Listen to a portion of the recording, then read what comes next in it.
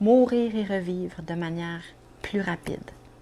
À chaque soir où on va se déposer, laisser aller notre journée, faire le retour sur ce qui s'est passé dans la journée, laisser les plures se défaire de notre corps et redémarrer la journée avec une intention qui est claire. Alors, comment on se défait, on lâche prise, on laisse aller de ce qui nous sert plus, de nos vieilles plures, donc ça peut être annuel, mais cette année, on peut aussi amener une pratique qui est beaucoup plus rapide, quotidienne. Le soir, je laisse mourir. Le matin, j'incarne, je renais, je donne une intention claire et une direction.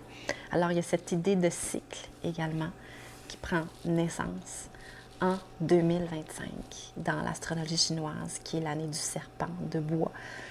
Le bois également qui est l'action, donc le feu qui va très vite, la vitesse, donc qui prend peu de temps, mais on l'amène dans une profondeur de l'être. C'est-à-dire, ce n'est pas une action qui est rapide dans n'importe quel sens. Et ceux qui sont familiers avec l'action, la productivité, moi, je résonne beaucoup avec ça, donc je suis souvent dans le mode action. Mais ça nous demande de choisir entre l'être et le faire. Et cette année, on a cet équilibre.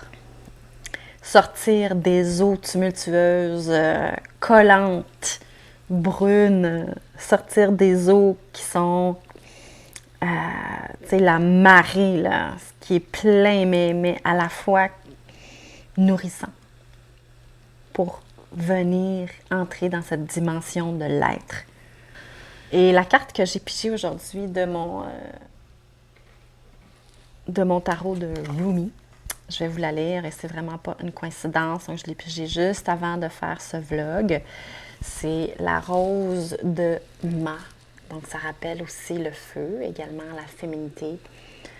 The searching in the dark finds the light of faith revealed in love. A spiritual gift is on its way to you. This gift signifies the close of a period of suffering. A time of new opportunity is opening as a flourishing and thriving release of your unique soul fragrance into the world. Let the past go and become fully available to the present moment, for this is a gift worth having.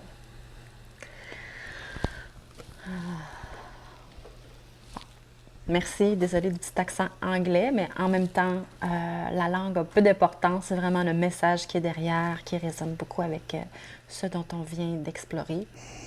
Il y a la dimension du temps aussi qui s'installe. J'avais envie d'ouvrir sur la différence entre le temps qui, normalement, pour nous, a été très linéaire de façon de vivre jusqu'à dans les dernières années, en 3D qu'on va mentionner, qui est linéaire, qui est vraiment enchaîné comme un engrenage, matériel, le temps qui va se transformer vers la 5e dimension, qui est le temps quantique.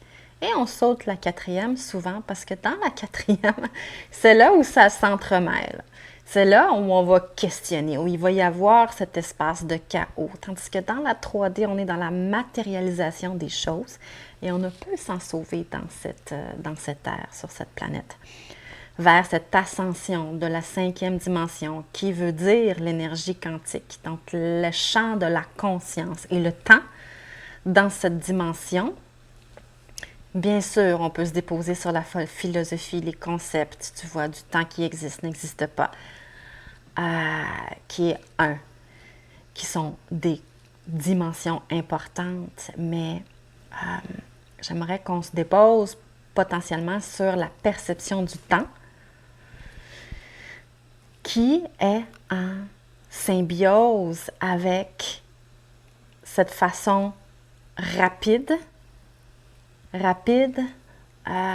non linéaire, inspirée de la 5e dimension, en lien avec la 3e.